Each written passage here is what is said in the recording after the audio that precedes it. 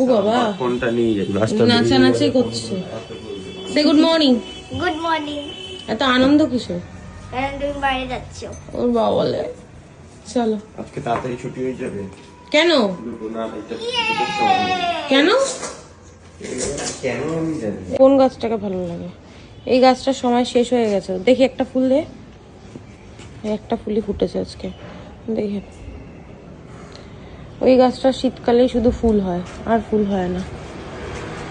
বাগানটা পরিষ্কার করাতে হবে, জঙ্গল হয়ে গেছে। ওটা মরে গেছে ফুলটা। গুড মর্নিং, কেমন আছো সবাই? আশা করি তোমরা সবাই খুব ভালো আছো, সুস্থ আছো। আমরাও ভালো আছি, সুস্থ আছি। আজকে সিনটি আর আমি অনেকদিন পর বাগানে এসেছি, কিন্তু ফুল একটাই পেয়েছি, তাই না মা? কারণ এটা আমার। হ্যাঁ, আর আজকে বাগানে আসবো বলে ভীষণ খুশি। কালকে তো এমন ঘুমিয়েছি, ঘুম থেকে আর উঠতেই পারিনি। সকালবেলা রাত্রেবেলা একবার হয়তো উঠেছিলাম, ওয়াশরুমে গেছিলাম, তারপর আবার ঘুমিয়ে পড়েছে। রাতে খাইও নি, আমার প্রচণ্ড খিদেও পেয়ে গেছে। এখন গিয়ে তাড়াতাড়ি কাজ করব, করে খাওয়া দাওয়া করবো। আজকে মামামের তাড়াতাড়ি ছুটি হয়ে যাবে, তাই তো? আর আমাদের পরপর এখন নেমন্তন্ন আছে। শনিবার, এই শনিবার দিনকে আমাদের ফ্ল্যাটেরই একটা কুচকুর জন্মদিন আছে। তারপর আমার তো বললাম বেস্ট ফ্রেন্ডের মেয়ের অন্নপ্রাশন আছে, ওটা আমাদের ফুল ফ্যামিলির নেমন্তন্ন। আর কালকে আমাদের সিন্টির আর আমার নেমন্তন্ন আছে। চলো, পাতা পাতা ছিটিস কেন? ফেলে ও দাও। হলুদ পাতা। তো চলো, পরে দেখা হচ্ছে। Good morning. Good morning. লাগালে তখন এরকম ফুল হয়, তাই না মিনুদি? না, ও, যখন ফুল হওয়ার টাইমে পাতাটা এমন হয়ে যায়। বেগুন, ফুলকপি, কুমড়ো, পেঁয়াজ কলি। বাবা, এখন পটল আর ঢেঁড়সের কত দাম, কি করতে আনে কে জানে। আলু আনতে বারণ করা হলো, তারপরেও আলু নিয়ে এসছে, দেখেছো তো? দেখো, গাছ করবে। ঠাকুর প্রণাম চলছে।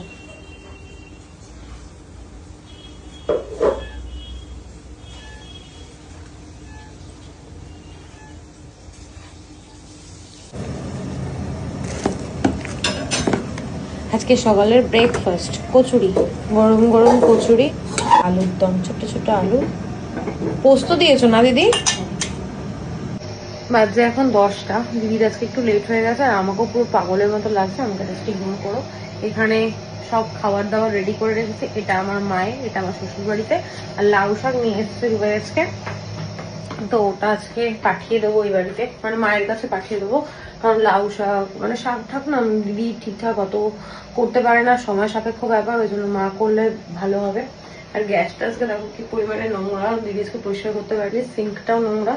থাক, এখন আমি আগে খাবো, খেয়ে দিয়ে নিই, তারপর পরিষ্কার করব। অনেক কাজ করলাম সকাল থেকে, ওটা কাজের আর শেষ নেই।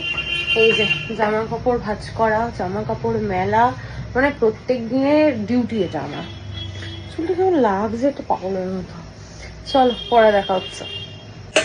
আজকের লাঞ্চে হয়েছে মাছের মাথা দিয়ে বাঁধাকপির তরকারি আর চিকেন। চিকেনটা কি সুন্দর হয়েছে না দেখতে, একদম লাল লাল। বাজে এখন 3:05।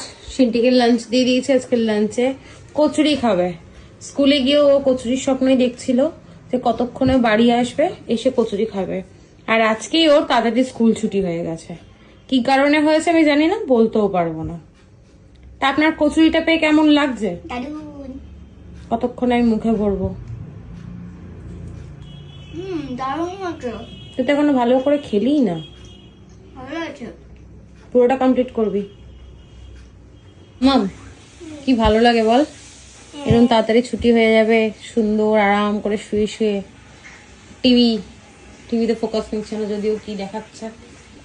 এই যে আর্ট দেখছে, দেখো। এই বইটার নাম হচ্ছে ইচ্ছে কমল, বেলঘড়িয়া দেশপ্রিয় বিদ্যানিকেতন। এই স্কুলে সিন্টির বাবা পড়তো, আর এরই পাশে একটা স্কুল ছিল যেটাতে আমি 11-12 পড়েছি।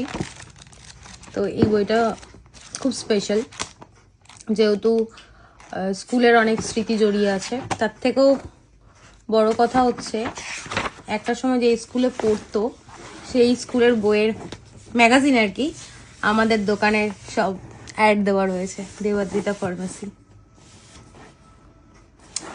কি সুন্দর, এই যে স্কুলের মাঠ। মিস করো এখন স্কুলটাকে? ঘাড় নেড়ে বলে দিল হ্যাঁ। খাচ্ছে এখন অতনু। এই যে বেলঘড়িয়া দেশপ্রিয় বিদ্যানিকেতন। একটা পার্সেল এসছে যেটা আমাদের খুবই প্রয়োজন ছিল।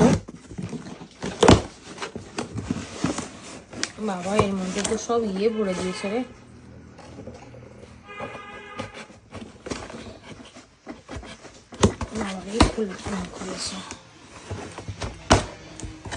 নেসেসারি দুটো জিনিস আমি অর্ডার দিয়েছিলাম।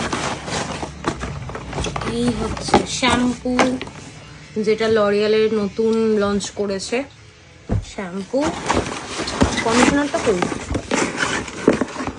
আর এই হচ্ছে কন্ডিশনার গুলো কেন বড় বোতল করে না, যাই হোক। এই যে এটা খুবই দরকার ছিল। শিনু এখন গোপুসোনাকে ঘুম পাড়িয়ে দিচ্ছে। বলো আরে খেলনাটা আবার ওপরে। চলো, গুড ইভিনিং। বাজে এখন 7:45। পিছনে যে ঘড়ি, টাইম দেখে লাভ নেই, কারণ ওটা ফার্স্ট। মা মেয়ে দুজনেই রেডি, সেই পুরোনো পশমিনা আর পুরোনো হুডি। আজকে আমরা যাবো মেলায়। আমাদের সঙ্গে কে যাবে? টুসিমিনি। তার আগে আমরা যাবো একটু কল্পতরুতে। আমার টুকিটাকি কিছু জিনিস কেনার আছে, সেগুলো কিনবো। তো ভাবলাম আজকে শুনছি ম্যাম আসবে না, তাই রেডি হয়ে নিয়েছি।